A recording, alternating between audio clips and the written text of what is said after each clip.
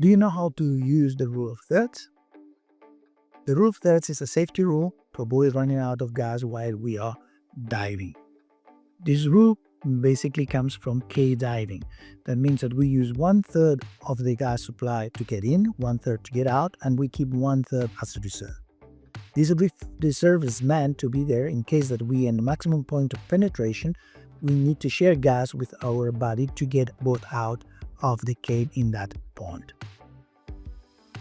This rule is not only used in cave diving, it is also used in technical diving or in deep diving, especially when we dive deeper than 30 meters.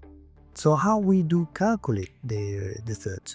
So basically we imagine that we have 200 bars in our pressure gauge, go down to the easiest divisible number by 3 down from 200. In this case is going to be 180. So 180 divided by 3 is 60 bars.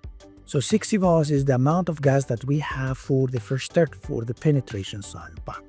So we have to deduct these 60 bars from the 200 that we have at the beginning.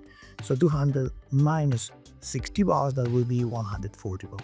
So meanwhile we are diving, we're looking at our pressure gauge. When we get 140 is the time that we have to give the signal to our body and start to exit the cave. Could be caves, could be overhead environments like wrecks, or also we can use that to start the ascent when we do decompression dives to have enough gas to reserve in case of unexpected events happening in the dive. Remember, use the rule of thirds every time that you dive deeper than 30 meters or you penetrate in overhead environment or in cave diving.